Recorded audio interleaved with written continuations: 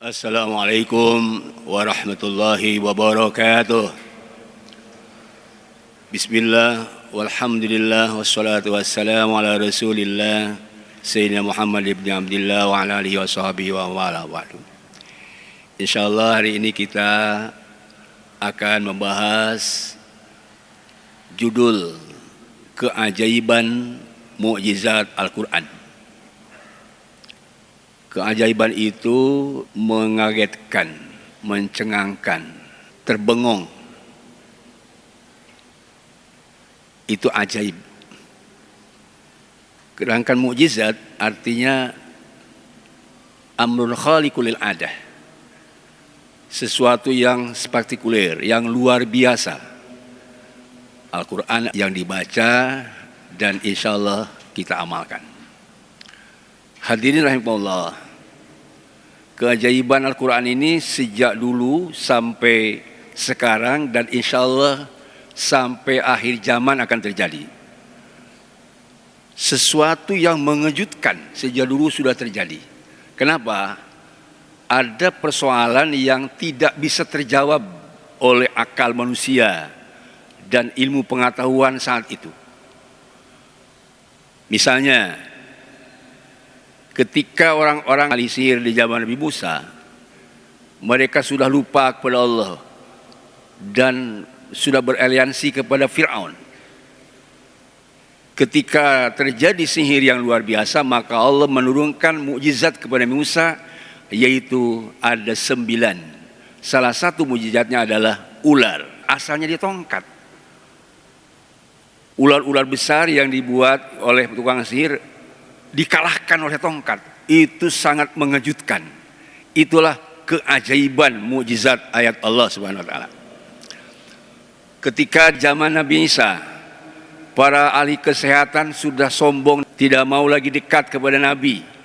Sehingga kesombongan para ahli kesehatan, diturunkanlah mukjizat Nabi Isa, yaitu Nabi Isa bisa menyembuhkan 2 penyakit yang tidak bisa disembuhkan oleh para ahli kesehatan saat itu, yaitu al-abros wal akmah, termasuk penyakit sopak. Tidak bisa ada yang menyembuhkan kecuali mukjizat mengejutkan saat itu. Demikian ketika zaman Rasulullah SAW, apa yang dibanggakan oleh mereka pada zaman itu? Yang dibanggakan oleh mereka adalah para penyair. As-su'ara'u yattabil ghawun, para penyair yang diikuti oleh para preman, bajingan, narkobais, tidak lagi manusiawi. Itu pengikutnya para suara, para biduan saat itu. Sebab yang dibuat syair mereka hanya 2. Satu untuk membuat bujuk birahi perempuan, dan kedua untuk merayu penguasa supaya memberikan materi dan kekuasaan. Itulah para penyair zaman Rasul. Turunlah mukjizat Nabi Muhammad SAW, yaitu Al-Quran.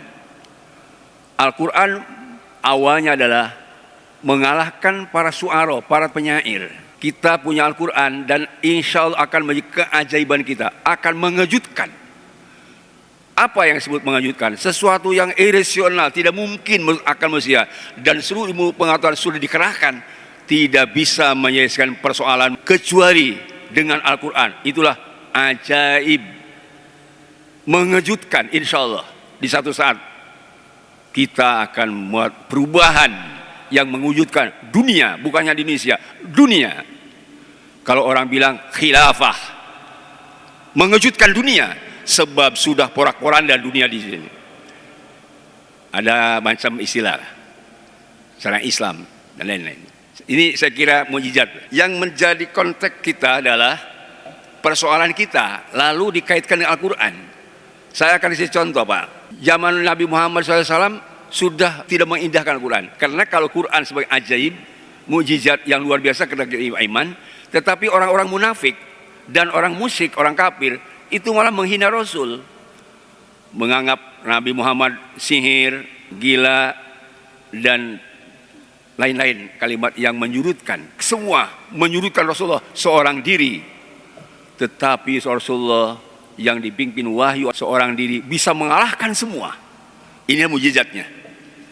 Dunia juga kan begitu.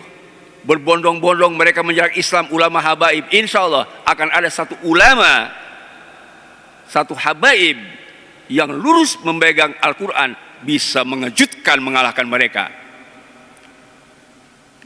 Dulu Rasulullah dihina, lalu disebut begini dalam surat Yunus ayat 37. Wa ma kana hadzal Qur'an ayubtara min dunih. Tidak mungkin Al-Quran itu dibuat selain Allah. Mustahil, tak mungkin Al-Quran dibuat selain Allah. Sebab tasdiqul lima baina yadayhi, Quran itu membenarkan kepada kitab-kitab sebelumnya, Taurat dan Injil, dan tafsir kitab la raiba fihi min rabbil alamin. Menjelaskan hukum, aturan yang harus dipakai yang datangnya dari Allah Subhanahu wa taala.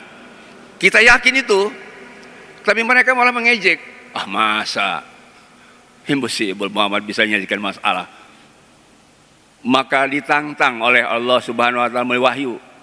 Coba tuh lihat Bapak di surat Qasas ayat 49 kepada mereka, Pak tu bi kitabin, datangkan satu kitab yang kitab itu min indillah dari Allah, ahda min huma, yang lebih memberi petunjuk dan solusi efektif daripada Taurat dan Quran. Waktu itu Taurat masih disebut.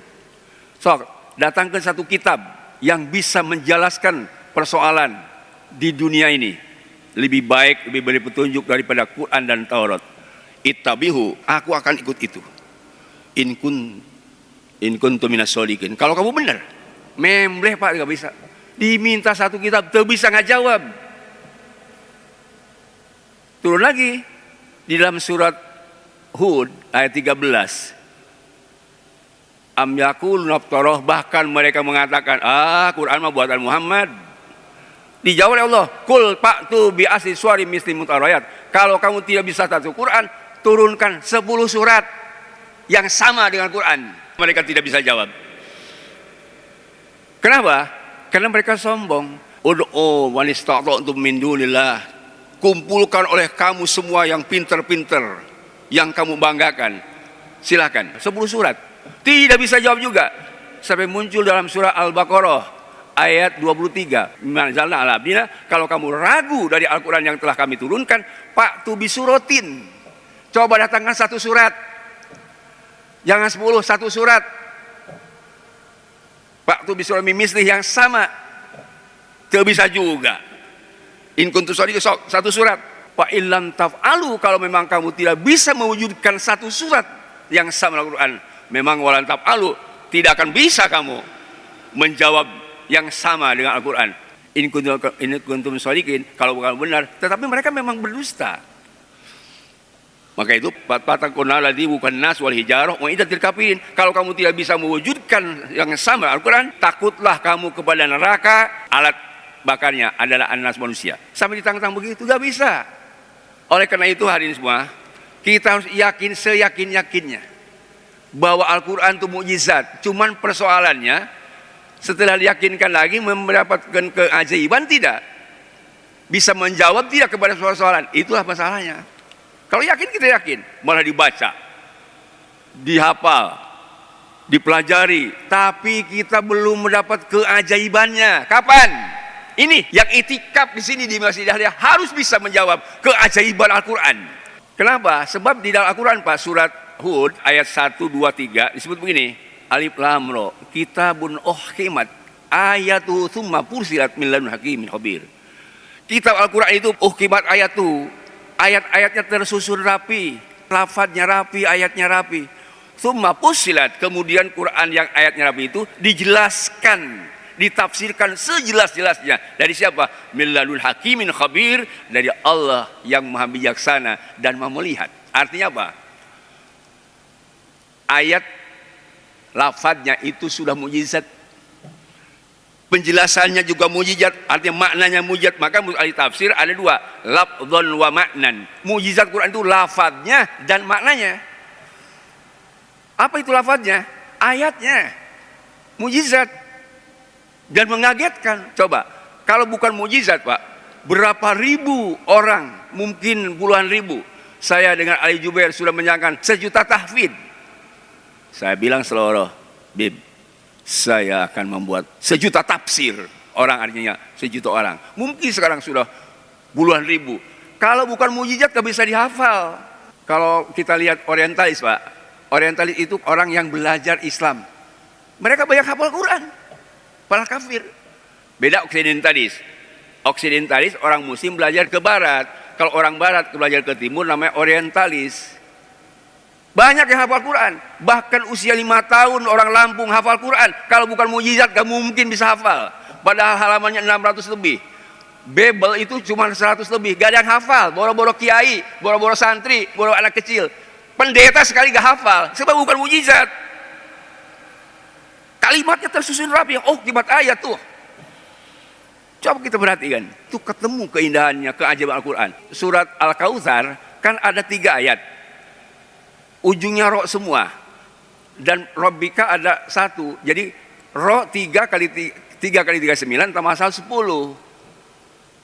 Kalau kita lihat huruf ro, a, ba, ta, sa, ja, ha, da, ro 10. Kenapa 10? Karena ada pasol lili Rabbika wanhar. Wanhar itu untuk orang bisa sholat di Idul Kurban. Dan Idul Kurban menyembelihnya kalau tidak tanggal 10. Kalau bukan mujizat gak bisa begitu. Banyak keanehan Al-Quran. Lafadznya, Pak, surat Al-Asr, surat Al-Kautsar, itu kan pendek-pendek. Sampai Imam Syafi'i mengatakan, kalau orang baca surat Al-Asr dan diperhatikan kemananya, cukup untuk jadi bekal hidup. Tapi oleh mereka dihinakan. Dulu ada Musailamatul Kadzab namanya. Dia ngaku nabi. Ketika Umar bin As diperintah oleh Rasulullah untuk bertemu Musailamah, datanglah Umar bin As kepada Musailamatul Kadzab. Musailamah lebih dulu nanya begini, ma ja'ana min sahibikum, apa yang datang dan turun kepada temanmu hari ini? Maksudnya nanya kepada Umar bin As, itu Muhammad diturun apa lagi? Kata Umar bin As, tadi turun surat Wal Asr, innal insana lafi khusr illal ladzina amanu wa amilus solihati wa tawasaw bil haqqi wa tawasaw bis sabr. Ujungnya roh semua. Kata Musailamah, saya juga bisa begitu mah. Apa coba? Ya wabar, ya wabar, innaka anta adnanun wa sadar wa innaka wa anna ghairika haqar wa taqar. Apa itu artinya? Kata Musailamah, aslinya, wahai binatang marmot, wahai marmot, sesungguhnya kau punya telinga yang tinggi dan kamu punya dada, cuma saling kau hina semua. Kata Musailamah, bagaimana pendapat kamu wahai Umar bin As? Wallahi annaka ta'lam, demi Allah kamu yang tahu isinya. Tapi wallahi anni alamu annaka kadhib, demi Allah saya tahu kamu berdusta. Masa tentang masa disamakan dengan marmot, diserupain, rohnya sama, tapi isinya beda. Turun lagi surat Adiyat, wal adiyati dhabhan fal muriyati qadar surah. Dijawab misalkan, adif wa binti diflain ma tunaki alaka bil ma'i wa asbalaka bitin lal ma'i syaribat tamlain. Apa itu maksudnya? Adif da bintu diflain, kolok itu cebong. Ya, apa itu difla? Cebong itu anak emaknya bapaknya cebong. Memang hidup di air, tapi tidak pernah ada yang senang kepada cebong. Kata Bias, apa sih cebong-cebong gitu? Kodok. Demi Allah berbohong kamu. Rasul itu wala dia pasukan kuda, lain cebong. Ini kaitan mujizat Quran. Dari bahasanya sudah begitu. Maka itu Bapak semua, dari kalimatnya sudah mujizat. Nah tinggal sekarang kita mengantisipasi mujizat bisa enggak? Dari lafadznya saja. Baik dari segi makna sekarang. Dari segi makna itu luar biasa, Pak. Sebab apa? Kalau saya lihat di dalam tafsir Jalalain menurut Imam Suyuti, itu mukjizatnya Al-Quran min haisul bilaghah. 1. 2. Min haisul husnin nadri. Dan 3. Min akhbadil madiyah. 1. Mukjizat itu dari aspek bilaghah. Bilaghah itu ilmu, Pak. Bilaghah satu ilmu. Badai bayan ma'ani, muktadul hal, mudah dipahami, logis, rasional, tersusun rapi. Itu bilaghah. Kedua, Quran itu min hasil nadri, susunnya rapi, kalimat-kalimatnya indah, didengar merdu. Ketiga, isinya, beritanya tuh min akhbaril madiyah as-sadiqah, berita yang masa lalu benar terwujud bukti. Dan al-akhbalul mutaqabbalah, masa depan realistis. Jadi apa yang sedih sekarang sudah difirmankan Allah ada. Dan ketika Allah menjelaskan firman-Nya tentang sejarah ada juga. Apa yang difirmankan Allah wujud sekarang. Dan apa yang difirmankan Allah dalam sejarah realistis ada gitu. Dan apa yang difirmankan Allah yang akan terjadi pasti ada. Jadi Bapak jangan hanya percaya kepada yang ada sekarang dalam Quran. Jangan hanya percaya kepada hasil sejarah. Harus juga percaya apa yang difirmankan Allah bakal terjadi. Persoalannya gini Pak, orang hanya percaya kepada yang sudah lalu atau yang sekarang, tapi tidak percaya kepada masa yang akan datang. Misalnya ada 5 yang penting saya sampaikan. Sejarah misalnya. Dulu Pak disebut Nabi Muhammad adalah Nabi Ummi. Di dalam surah A'raf, Fa'aminu bi rasulil nabiyil ummi, ku iman. Kamu beriman kepada Rasul yang ummi, bodoh, tidak bisa nulis, tidak bisa baca. Tapi kalau lihat surah Al-An'am, ma farata fil kitabi min syai', tidak ada satu aspek pun yang terlewatkan, ada semua di Al-Quran. Apa yang disebut wal khail wal bigal litarkabuha zina wa yakhluqu ma la ta'lamun. Allah ciptakan bigol, ada. Allah ciptakan himar, ada. Allah ciptakan kuda, ada. Dan itu litarkabuha, himar, bigol, kuda, supaya dijadikan kendaraan. Betul? Kuda dijadikan kendaraan, himar, bigol, dan wa yakhluqu ma la ta'lamun. Dan Allah akan menciptakan kendaraan yang kamu tidak tahu. Jadi yang namanya Pajero, yang namanya Avanza, yang namanya Honda, zaman itu dulu gak ada. Cuman Allah sudah menyebut bakal ada ciptaan Allah yang kamu tidak tahu. Ada semua. Pesawat. Jadi mobil-mobil ada sudah disebut di Quran. Wa yakhluqu ma la ta'lamun itu sifat umum. Apa yang akan diceritakan? Wa yakhluqu ma la ta'lamun, Allah akan menciptakan kendaraan yang kamu tidak tahu, tapi sekarang ada. Apa berikutnya? Nabi Muhammad di Umi tidak pernah baca Taurat sampai ada pendeta masuk Islam, sebab selalu dihina Maria itu oleh Yahudi. Tetapi begitu turun surat Maryam, dimuliakan Siti Maryam oleh Al-Quran, orang yang suci, sampai pendeta itu bangga kepada Islam. Dan ketika membaca kebanggaan terhadap Islam karena memuliakan Maria, dia masuk Islam. Kalau bukan mukjizat gak mungkin Rasulullah tahu tentang Maryam. Apa yang mengejutkan? Ya banyak cita-cita dulu. Misalnya apa? Ketika ada 2 imperium yang selalu berseteru, kita kenal Romawi, Persia. Romawi menyembah Nasrani, sedangkan di Persia menyembah Majusi. Menurut orang-orang Arab yang dipimpin oleh Nabi, senang kepada Romawi karena menyembah ada Allahnya, meskipun musyrik, tapi tidak senang kepada Persia. Imperium Persia itu tidak disenangi oleh sahabat-sahabat Nabi. Terjadilah perang antara Persia dengan Romawi. Kalah Romawi, sedih umat Islam. Nangis mereka sedih sebab membela Romawi, kalah. Diobati oleh Rasulullah surat Rum. Gulibatir Rum, memang kalah Romawi. Bi adal adni ketika perang di satu lembah. Tapi wahum mimba di golabim saugabu bid'ai sinin. Mereka akan menang setelah 7 tahun. Senang mereka. Apa yang disebut oleh 7 tahun hampir Romawi menang. Perang menang. Gembira mereka. Jadi disebut Nabi 7 tahun bukti. Coba. Kalau bukan mujizat, nggak mungkin terjadi. Apalagi yang mencengangkan? Misalnya di dalam surat Rahman. Marojal bahraini yaltaqiyan. Marojal bahrain yaltaqiyan. Allah membiarkan berjalan 2 lautan, laut ya warna layabgian, di antara keduanya tidak bisa saling mendahului, tidak saling mengalahkan, tidak saling bisa melampaui, tidak bisa bercampur. Kenapa? Bainahuma barzahun, di antara 2 laut itu ada barzah, ada dinding, ada pagar, ada penghalang, sehingga tidak bisa campur. Soal kalau campur bahaya. Satu di dalam surat At-Furqan itu, waladhi marujal bahir ini, Allah yang melepaskan 2 laut. Hadza milhul ujad. Ini adalah air yang tawar. Wa hadza adbun purot. Ini air yang sangat asin. 2 berbeda, tapi tidak campur. Kenapa? Bainahuma barzahun wa hijrun mahjuro. Ada penghalang dan sangat kuat. Jadi laut dihalangi itu sudah ada. Padahal ahli laut lah, pelaut. Dia si nakhoda itu selalu bawa Quran.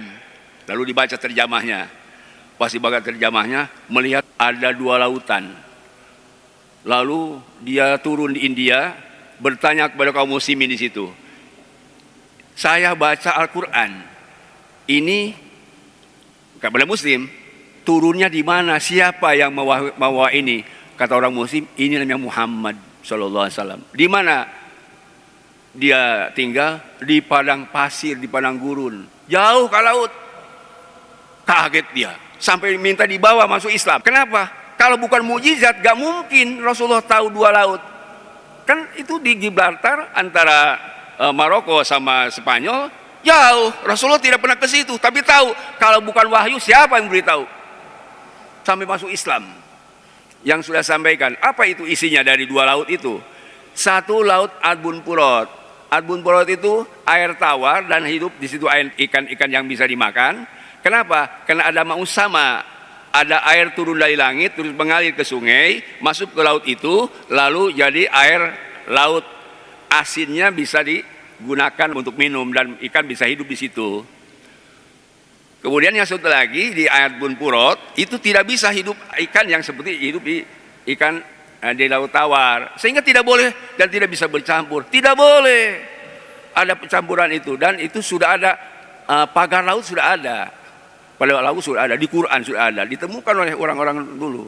Yang tidak ada laut dipagar. Kalau laut dipagar adanya zaman Jokowi. Jadi sebetulnya pagar laut sudah ada. Sebab apa? Untuk bisa tadi menghalangi dua makhluk yang berbeda. Apalagi kalau kita lihat surah Ar-Rahman, yahruju minhumal lu'lu wal marjan. Dari dua laut keluar lu'lu itu mutiara. Mutiara itu menurut para ahli sodap. Ketika air hujan turun ke laut, lalu sodap membuka, lalu air laut masuk di situ, jadilah mutiara. Makanya bisa diternak. Di NTB bisa kita beli itu. Tapi ada marjan. Marjan itu permata yang mahal harganya. Beda dengan mutiara, mahal harganya. Coba tanya Bapak, siapa yang suka nyelam ke laut? Berapa lama mereka nyelam laut untuk mencari permata? Lama, jauh sekali. Jauh antara mutiara dengan permata. Kita ingin punya permata, namanya Tajul Muluk.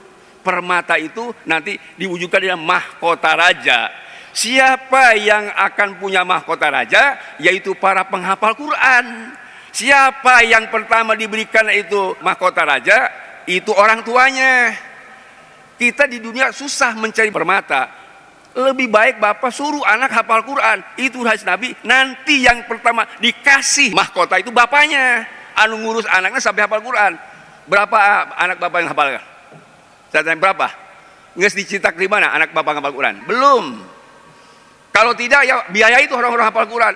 Itu dikasih. Ini maksud daripada dua laut itu. Itu mujizat. Kita harus punya mahkota. Mahkota raja.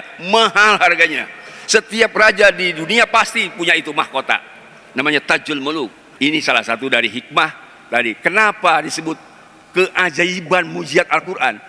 Bisa mengejutkan. Orang miskin papa tidak punya apa-apa, tapi di akhirat kelak punya mahkota. Karena anaknya disuruh menghafal Al-Quran, disuruh belajar Al-Quran, disuruh memahami Al-Quran, dan disuruh mengamalkan Al-Quran. Berikutnya coba lihat di dalam surat Yunus ayat 92. Lihat. Di situ jelaskan dalam surat Yunus, Pak. Paliyawma nujadzika bibananika litakuna liman hal pada ayah. Dan kami telah selamatkan jasadmu wahai Fir'aun, supaya menjadi tanda kebesaran aku nanti bagi orang-orang setelah engkau. Itu surat Yunus, Pak. Kalau saya lihat itu ada para peneliti, Pak, ahli peneliti di bidang arkeologi pada abad ke-19, itu tahun 1896. Ahli perbakalan bernama Loret itu, Pak, dia menggali tanah di bekas kerajaan-kerajaan Mesir, lalu menemukan sebuah mumi masih dibalut, lalu dibuka sama dia, dibawa sama dia, ternyata itu adalah jasad Fir'aun masih dibalut, yang bernama Maniftah. Jadi terkenalnya Fir'aun Maniftah. Itu tahun 1896, awal abad ke-19. Kemudian pada tahun berikutnya, yaitu tahun 1908, itu ada seorang nama ahli purbakala juga yang diberi izin pertama oleh raja, namanya Elliot Smith. Elliot Smith ini yang terkenal, Pak. Loret sama Elliot Smith terkenal di dunia purbakala. Dia yang menemukan mumi Firaun. Dan dia yang diizin pertama, Elliot Smith itu, oleh raja untuk membuka balut. Balutnya dibuka. Pas dibuka, mengejutkan. Ternyata jasad Firaun masih utuh. Seperti disebut dalam Al-Quran, surat Yunus ayat 92. Lihat Qurannya.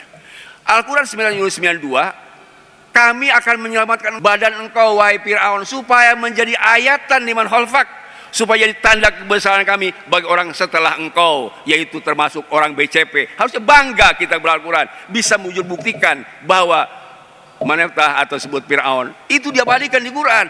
Bukan mereka yang menemukan, tapi Al-Quran lebih dulu hanya mereka yang menemukan kali peneliti. Sekarang kita harus mengambil manfaat. Kenapa? Sebab dia membangkang kepada Allah Subhanahu wa taala.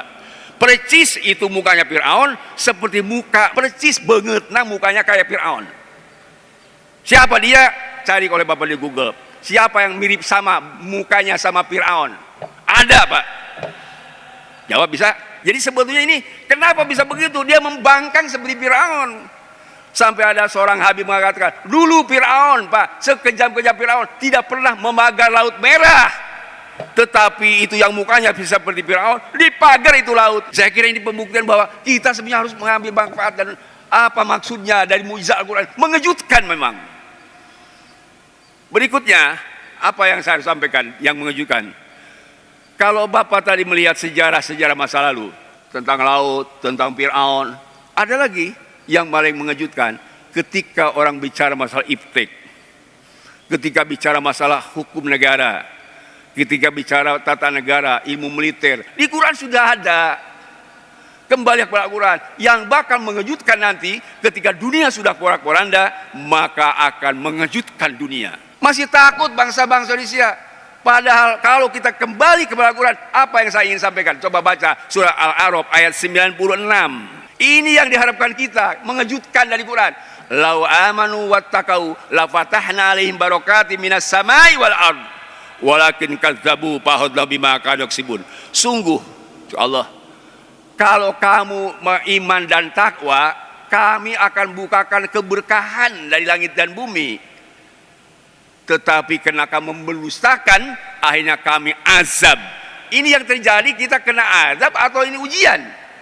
Bapak jangan ikut ujian terus. Jangan-jangan kita sudah diadab, tidak punya keberkahan. Bagaimana tidak punya keberkahan? Contoh misalnya ini di Quran surah Al-Isra kan ada tsumma radadnakum lakaratu alim wabnakum bi amwali wa banin. Dan kami akan menangkan suatu bangsa dengan dua syarat. Satu, al-amwal, dikuasai itu ekonomi. Dua, al-banin, dikuasai SDM. Pak, menurut salah seorang, Indonesia akan bubar tahun 2030.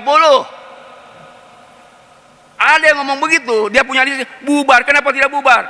Amwal, kekayaan di Indonesia bukan dirampok, diberikan sama konstitusi, diberikan kepada mereka. Sebelum dikorupsi 1.000 triliun sudah diberikan. Amwal hancur Indonesia ini.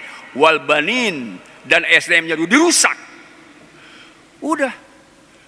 Kalau ini tidak cepat kita menggunakan satu strategi untuk kemenangan bangsa, hancur kita. 2030 tinggal namanya Ustaz Andri. Tapi sudah viral, Bapak bisa lihat. Dia terkejut diserahkan satu berkas oleh Jenderal Gatot Subroto. Nangis membaca data itu. Apa sebabnya nangis teman kita Ustaz Andi itu? Kalau jadi 3 periode menurut Pak Andi dari Pak Gatot Subroto, dan alhamdulillah mengejutkan juga, takdir wa makaru wa makarullah. Dia punya rencana akan membuat komunis di Indonesia, tapi lebih dulu tidak diizinkan 3 periode. Alhamdulillah dinalebah itu nama, tapi kita belum siap juga. Kalau sudah sekarang ini, siapa yang mempersiapkan negara bangsa kita kun Pak? Berarti barokati minas samil ad, ya kita juga lengah. Persiapkan oleh Bapak. Ini persoalan-persoalan tadi mengejutkan. Sekali lagi, kenapa ajaib mujizat Al-Quran? Ada lagi konsepnya. Setiap ada yang di Quran, Pak, kecuali orang yang tidak beriman. Orang beriman disebut Al-Quran, idza dzukirallahu wahdah, apabila disebut Allah, disebut nama Allah, isma'azat qulubul ladzina yu'minun. Isma'azat qulubul ladzina yu'minun. Orang yang beriman terkejut. Bahkan di dalam Quran, Pak, wa idza sami'u ma unzila rasul taro ayyuhum minad dami. Para sahabat ketika mendengar Al-Quran nangis. Air matanya berlinang nangis. Qul iya ilayya anahustamana binal jinni faqalu inna samina qur'anan ajaba. Ketika Quran didengar oleh jin, ajib. Ajib itu indah. Amanah kami beriman. Itu jin. Iman kepada Quran. Nangis itu.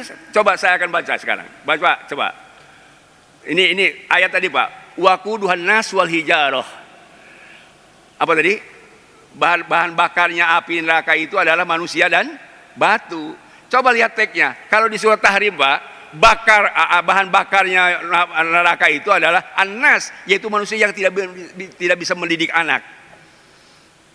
Konteksnya yang tadi saya sampaikan. Orang yang tidak bisa mendidik anak bakal jadi bahan api neraka, bahan bakar api neraka. Yang di konteks ayat surat Al-Baqarah 23 yang bakal menjadi bahan api neraka adalah orang-orang yang tidak mengamalkan Al-Quran. Ketika ada sahabat, Pak, kumpul dengan Rasul, ada sahabat bertanya, ya Rasulullah, apakah sama disebut batu di neraka yang bahan jadi bakarnya itu dengan batu di dunia? Rasul sampaikan, walladzi nafsi biyadi la sahratun min sar jahannam akbaru min jibal ardi kuliha. Demi Allah, satu batu di neraka dari batu jahanam itu lebih besar daripada seluruh gunung yang ada di muka bumi. Bisa dibayangkan sebesar apa kira-kira batunya? Satu batunya itu hadis Nabi, itu kalau gunung dikumpulkan semua, gunung Cermai, gunung Salak, gunung Gede, itu lebih besar batu yang ada di neraka jahanam. Sampai kharra maghsiyan, ada kakek-kakek dia pingsan. Pas pingsan dipegang oleh Rasulullah, masih ada nyawanya. Qul la ilaha illallah. Baca la ilaha illallah. Setelah maghsiyan ternyata Allah menghendaki lain, meninggal dunia kakek. Saya kaget. Kaget mendengar batu yang besarnya di neraka itu, satu batunya lebih besar dari dunia. Kaget, meninggal dia. Lalu kata sahabat, ya Rasulullah, amanah bainana, apakah kami ini masih terjaga aman dari neraka dan kami dijamin masuk surga? Maka muncul surat 14 nomor 14. Dzalika liman khafa maqama wa'id. Orang akan diselamatkan dari api neraka dan masuk surga liman khafa maqami, orang yang takut kepada perintahku, dan khafa wa'id, takut kepada ancamanku. Jangan Bapak perhatikan. Bapak kira-kira takut gak ancaman Allah? Kalau tidak rasa takut, hati-hati Bapak, harus masuk neraka. Minimal rasa takut. Di suatu saat Rasulullah kumpul dengan sahabat kaget. Ya Rasulullah, suara apa itu? Menggelegar. Rasul bersabda, hadza hajarun min kasih jahannama al-ana qad waqat ala qarya. Itu tadi batu dari pinggiran jahanam selama 70 tahun sekarang sudah sampai ke dasar api neraka. Terdengar saudara menggelegar. Sahabat takut semua kepada api neraka. Itu batu-batu yang disiapkan tadi untuk bahan pertama. Nanti baru batu-batu tadi yang penyembah berhalanya. Kemudian mungkin rumah yang tidak pakai ibadah kepada Allah, hanya maksiat, rumah itu akan jadi kayu bakar neraka. Apalagi tempat-tempat maksiat. Sudah berapa tahun Bapak punya usia belum takut dinasihati para ulama? Padahal sudah jelas ancaman ayatnya. Bagi orang, tadi surat Al-Baqarah ayat 23, bagi orang yang ragu kepada Al-Quran, bahkan tidak mau Al-Quran, karena hatinya berpenyakit, fi qulubi maradun fazal marado. Di hatinya penyakit, ketika datang Al-Quran, bukannya sembuh, malah tambah penyakit. Ini yang diancam oleh api neraka. Mudah-mudahan Allah Subhanahu wa taala memberikan taufik hidayah. Bapak-bapak semangat. Apabila Allah menjelaskan tentang hal yang enak, Masya Allah, Quran ketika mendengar Nabi, fala ta'lamu nafsum ma ukhfiya lahum min qurrati ayunin jazaa'an bima kanu ya'malun. Tidak ada manusia yang tahu tentang pahala yang aku sembunyikan. Hanya aku yang tahu. Pahala itu aku akan berikan dengan sebab dia sudah berbuat. Rasul ditanya oleh sahabat, ya siapa mereka itu? As-soimun, al-qaimun, orang yang puasa dan seorang tarawih, itu pahalanya tidak ada yang mengetahui kecuali aku. Itu sahabat semangat. Ibadah Ramadan semangat, ngaji Quran semangat, ke masjid semangat. Sebab ada pahala yang tidak diberikan kepada siapapun kecuali Allah Subhanahu wa taala. Itu ayatnya beda. Jadi kalau Bapak sekarang bisa mendengar pahala, ya semangat puasa ini. Karena memang pala ta'lamu nafsum ma ukhfiya lahum min qurrati ayun jazaa bima karimun. Dan innama yuwaffas sabirun ajruhum bighairi hisab. Pahala orang yang puasa tanpa dibatas, bighairi hisab, masuk ke surga tidak dihisab. Itu Quran. Harus percaya saja. Itu menurut Imam Ghazali, as-sabir as-shaimun, innallaha ma'as-sabirin. Allah akan bersama orang sabar. Orang yang puasa, malamnya tarawih, baca Quran, rajin itikaf, insyaallah meninggalnya masuk surga tanpa dihisab. Amin. Coba kalau Bapak mau berdosa, ingat tuh, wa kullan bida akhadnahu bidambi.